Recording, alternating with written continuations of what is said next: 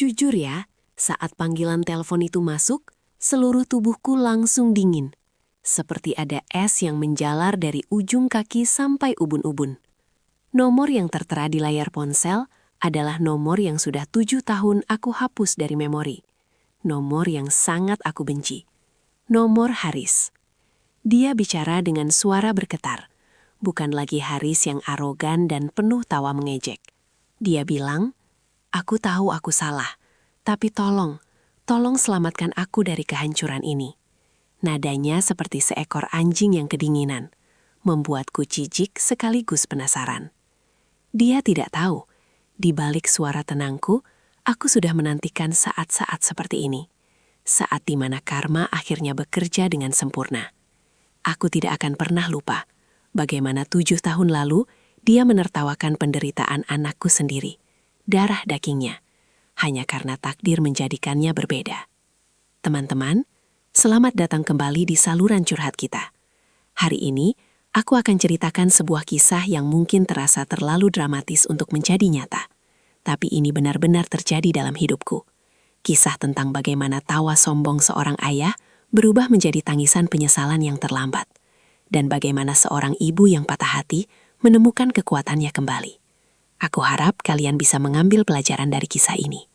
Sebelum kita lanjut ke detail paling menyakitkan, boleh ya aku minta tolong klik tombol suka, berlangganan, dan tinggalkan komentar di bawah, agar cerita ini bisa menyentuh lebih banyak hati yang mungkin sedang mengalami hal serupa. Dulu, hidup kami sangatlah sederhana dan hangat. Aku dan Haris menikah bukan karena harta, tapi karena cinta yang terasa tulus. Risa lahir 4 tahun setelah pernikahan kami. Seorang bayi perempuan yang luar biasa cantik, matanya bulat dan selalu tersenyum.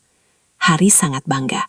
Bahkan dia selalu memamerkan kepintaran Risa yang sudah bisa merangkak cepat dan mengucapkan kata-kata sederhana di usia yang masih sangat belia. Kami adalah keluarga kecil yang diimpikan banyak orang. Penuh tawa, rencana masa depan cerah, dan kami sama-sama bekerja keras untuk menyekolahkan Risa ke sekolah terbaik. Aku bekerja paruh waktu sebagai penulis lepas, sementara Haris adalah kepala tim pemasaran di sebuah perusahaan yang cukup mapan. Semua keindahan itu perlahan mulai retak ketika Risa memasuki usia 5 tahun. Ia mulai sering mengeluh sakit kepala yang parah, dan keseimbangan tubuhnya terganggu. Awalnya kami pikir hanya kelelahan biasa, tapi setelah beberapa kali jatuh tanpa sebab yang jelas, kami membawanya ke dokter. Hasil diagnosisnya seperti petir di siang bolong. Risa didiagnosis mengalami cerebral palsy spastik yang kemungkinan besar dipicu oleh cedera internal yang tidak terdeteksi saat masih sangat kecil atau komplikasi saat lahir. Dunia kami langsung runtuh dalam sekejap, terutama saat dokter menyatakan bahwa Risa membutuhkan terapi intensif seumur hidup dan kemungkinan besar akan sulit berjalan normal. Saat itulah, sisi gelap Haris mulai terlihat jelas. Haris yang dulu menyayangi Risa kini berubah menjadi pria yang dingin dan penuh perhitungan. Biaya terapi dan obat-obatan Risa memang sangat besar, menguras tabungan kami dengan cepat. Haris mulai mengeluh, bukan tentang uang yang hilang, tapi tentang Risa itu sendiri.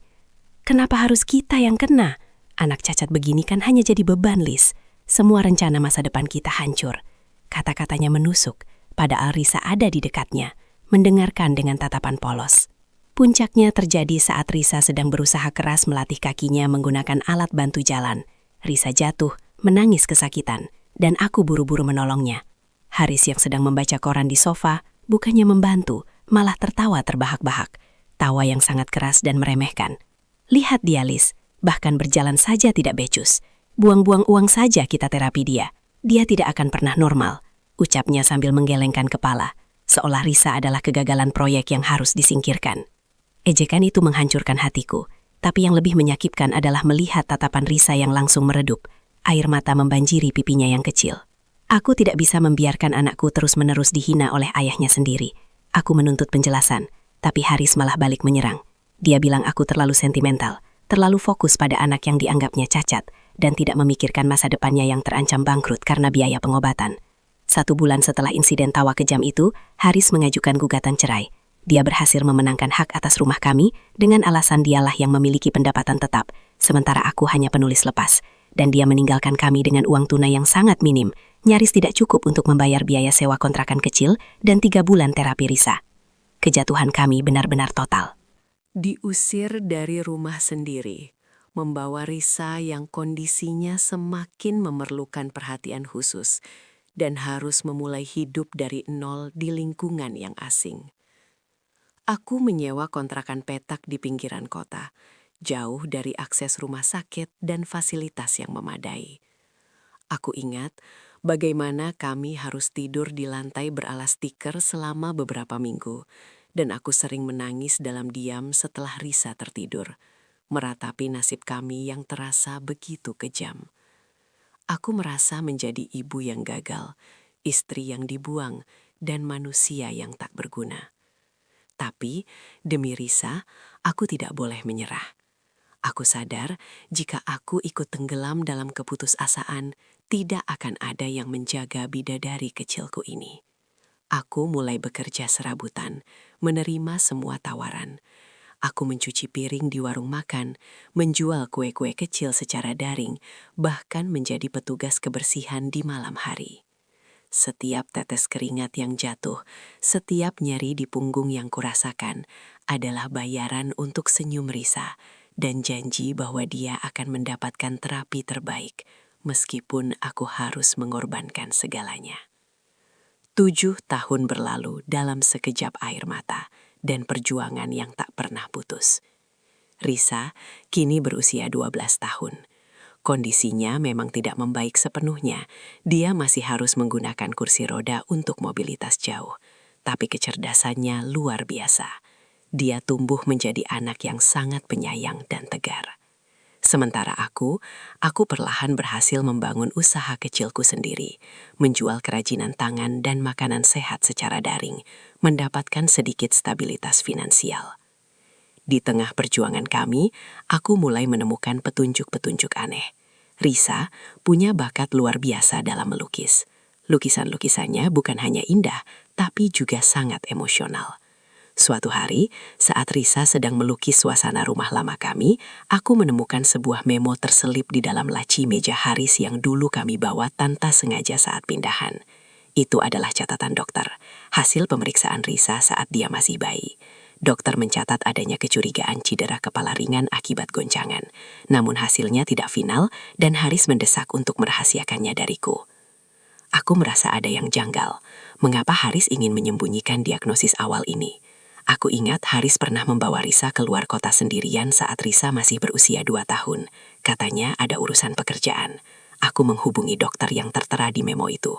Setelah mencari arsip lama, sang dokter dengan wajah penuh kehati-hatian menceritakan sebuah kejadian. Dokter itu ingat Haris sangat panik saat membawa Risa. Karena Risa sempat muntah-muntah hebat setelah jatuh dari ayunan kayu di taman saat Haris lengah mengawasinya. Ternyata Haris tahu ada resiko kerusakan yang mungkin terjadi saat itu, dan dia sengaja menutupinya agar aku tidak khawatir, atau lebih tepatnya agar dia tidak disalahkan. Diagnosis cerebral palsy Risa mungkin saja bukan sepenuhnya takdir, melainkan diperparah atau bahkan dipicu oleh kelalaian fatal Haris yang tidak jujur sejak awal. Jika dia jujur, mungkin penanganan Risa bisa lebih cepat dan kondisinya tidak separah ini. Semua penderitaan ini, tawa ejekan yang 7 tahun lalu ku dengar, semua itu adalah penutup dari rasa bersalahnya yang tersembunyi. Saat itu juga, aku berhenti menangis. Air mataku mengering, digantikan oleh bara api yang membakar di dalam dada. Haris bukan hanya suami yang kejam dan ayah yang durhaka. Dia adalah pembohong besar yang mengorbankan kesehatan anaknya demi menyelamatkan reputasi dan dompetnya. Aku menyadari, selama ini aku hanyalah korban yang pasrah. Tapi sekarang, semuanya berubah. Aku tidak lagi lemah. 7 tahun penderitaan telah mengubahku menjadi seseorang yang tenang, cerdas, dan strategis. Aku harus memastikan kebenaran ini terungkap, bukan untuk balas dendam semata, tapi untuk Risa. Aku mulai mengumpulkan bukti secara sistematis. Aku menyalin memo dokter, meminta salinan catatan medis dari rumah sakit lama Risa, Dan yang paling penting, aku menyimpan semua pesan dan surat cerai yang menunjukkan betapa kejamnya Haris meninggalkan kami, hanya karena Risa dianggap beban. Semua bukti ini, ditambah dengan bakat melukis Risa yang mulai menarik perhatian media lokal, menjadi senjataku yang paling ampuh. Aku tahu, kehancuran Haris tidak akan datang dari tanganku, tapi dari dirinya sendiri yang menabur benih karma buruk. Saat tiba-tiba Haris menghubungiku, memohon bertemu, aku sudah siap. Dia tidak tahu bahwa aku telah melacaknya selama beberapa bulan terakhir. Kehidupan barunya, setelah meninggalkan kami demi wanita yang lebih muda dan kaya, ternyata tidak semulus yang ia bayangkan. Dia dipecat dari pekerjaannya karena kasus korupsi kecil, istrinya meninggalkannya, dan semua asetnya disita. Haris yang kutemui di sebuah kafe mewah yang kebetulan dekat dengan rumah sakit tempat Risa terapi adalah Haris yang kurus, lusuh, dan penuh keputusasaan. Dia berlutut, tepat di tengah kafe yang ramai, membuat beberapa pengunjung menoleh. Liz, tolong aku. Aku bangkrut. Aku tidak punya apa-apa lagi. Kamu selalu baik. Kamu pasti bisa memaafkanku, kan? Anggap saja semua yang terjadi 7 tahun lalu itu adalah hilaf. Aku janji akan bertanggung jawab pada Risa. Suaranya serak dan bergetar, penuh kepalsuan yang sangat menjijikan. Dia memohon uang, dia memohon perlindungan, dia memohon kembali kehidupannya yang stabil, yang ia tinggalkan begitu saja. Aku menatap matanya, tanpa emosi sedikitpun. Bangun, Haris. Jangan rendahkan dirimu di depan orang banyak. Aku tahu kamu tidak datang untuk bertanggung jawab pada Risa. Kamu datang karena dompetmu kering. Kataku pelan, tapi menusuk. Aku sudah memaafkanmu. Tapi keadilan, itu cerita yang berbeda. Aku kemudian mengeluarkan map coklat yang sudah kusiapkan. Map itu berisi bukti memo dokter yang ia sembunyikan, dan beberapa foto Risa saat ia masih menangis kesakitan, akibat diejek oleh ayahnya sendiri. Wajah Haris langsung pucat pasi saat melihat memo yang kusebarkan di atas meja. Dia tahu, itu adalah bukti yang bisa menghancurkannya secara hukum jika aku mau menuntutnya atas kelalaian yang menyebabkan penderitaan pada Risa. Kamu, bagaimana kamu bisa menemukan ini? Dia tergagap, keringat dingin membasahi nahinya. Aku tidak menyangka, kamu akan berubah secerdas ini, Liz. Dulu kamu lemah, aku berubah karena kamu. Kamu yang mengajariku bahwa cinta tak bersyarat seorang ibu harus diiringi dengan strategi. Aku tidak lemah, Haris. Aku hanya menunggumu hancur dengan caramu sendiri. Jawabku tegas. Aku menjelaskan bahwa aku tidak akan melaporkannya secara hukum saat ini, tapi aku akan menggunakan kisah hidup kami, lengkap dengan bukti-bukti ini, untuk kampanye kesadaran bagi anak-anak disabilitas. Risa dan lukisannya yang bercerita tentang kehidupannya yang keras akan menjadi fokus utama, dan nama Haris sebagai ayah yang meninggalkan dan menertawakan anaknya akan diseret dalam setiap wawancara. Haris tahu ini lebih buruk daripada penjara, kehancuran sosial. Dia adalah mantan eksekutif yang kini akan dilabeli sebagai ayah durhaka di mata publik. Dia memohon, "Jangan, Liz, jangan lakukan ini. Reputasiku akan hancur total." Aku hanya tersenyum dingin, senyum yang telah lama hilang. Reputasi. Bukankah kamu sudah menghancurkan kehidupan anakmu sendiri? Bukankah kamu menertawakan penderitaan Risa di depan matanya sendiri? Semua yang kamu alami sekarang hanyalah refleksi dari perbuatanmu 7 tahun lalu, Haris. Tepat seminggu setelah pertemuan itu, kisah kami meledak. Sebuah stasiun televisi besar meliput kisah inspiratif Risa yang menggunakan lukisan sebagai terapinya. Dan di akhir liputan, aku menceritakan sedikit tentang masa lalu kami, tanpa menyebut nama lengkap, tapi memberikan detail yang cukup untuk membuat Haris dikenal di lingkaran lamanya. Teman-teman Haris, kolega lamanya, bahkan keluarga besarnya, mulai menghubungiku, marah dan jijik dengan perlakuan Haris. Karma bekerja dengan cepat. Haris benar-benar hancur secara sosial dan finansial. Tidak ada satupun pintu pekerjaan yang terbuka baginya. Dia diusir dari komunitasnya, dan bahkan istrinya yang baru, yang sempat kembali sebentar karena kasihan, meninggalkannya lagi setelah menonton liputan itu. Dia menelponku Agi, tapi kali ini bukan untuk meminta uang, melainkan untuk mengakui kekalahan. Dia bilang hidupnya adalah neraka yang ia ciptakan sendiri. Aku hanya mendengarkan tanpa berkata-kata, dan kemudian menutup telepon. Aku melihat Risa yang kini sedang sibuk melukis pemandangan matahari terbit yang cerah. Wajahnya berseri-seri, dipenuhi kebahagiaan sejati yang tidak pernah dia miliki saat ayahnya masih ada di sisinya. Dia adalah bukti nyata bahwa anak-anak, dengan kondisi apapun, bukanlah beban, melainkan keajaiban yang membawa kekuatan. Perjuangan kami telah selesai dan keadilan telah ditegakkan. Bukan dengan kebencian, tapi dengan kebenaran yang sederhana. Kalian para ibu hebat di luar sana, ingatlah ini, anak adalah anugerah. Jangan pernah biarkan siapapun, bahkan ayah mereka sendiri, meremehkan nilai mereka. Jika seseorang memilih meninggalkanmu karena anakmu dianggap cacat atau beban, ketahuilah, itu bukan salah anakmu, tapi salah mereka yang kehilangan kemampuan untuk mencintai tanpa syarat. Anak disabilitas seringkali adalah guru terhebat. Mereka mengajarimu arti kekuatan sejati, arti kesabaran yang tak terhingga, dan arti kemenangan yang paling manis. Aku berjanji pada diriku sendiri, tidak akan ada lagi air mata kesedihan, hanya air mata syukur. Sekarang aku ingin kalian semua tahu bahwa meskipun jalur hidupku penuh liku, Risa adalah hadiah terindah. Dia tidak hanya memberiku alasan untuk hidup, tapi juga memberiku keberanian untuk melawan ketidakadilan, menghadapi konspirasi Haris, dan membuktikan bahwa seorang ibu yang terluka bisa berubah menjadi singa betina yang tak terkalahkan. Kami tidak butuh Haris. Kami punya cinta, kami punya seni Risa, dan kami punya harapan yang jauh lebih besar daripada penyesalan yang ia tunjukkan.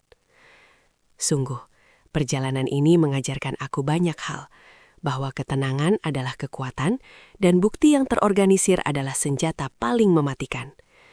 Aku tidak pernah perlu mengangkat tangan atau meneriakkan sumpah serapah. Aku hanya perlu menunggu, mengumpulkan kepingan kebenaran, dan membiarkan dunia melihat siapa Haris sebenarnya. Dan ketika ia berlutut memohon ampun, itu bukan lagi tentang pengampunanku, tapi tentang pertanggungjawabannya pada takdir yang ia sendiri ciptakan.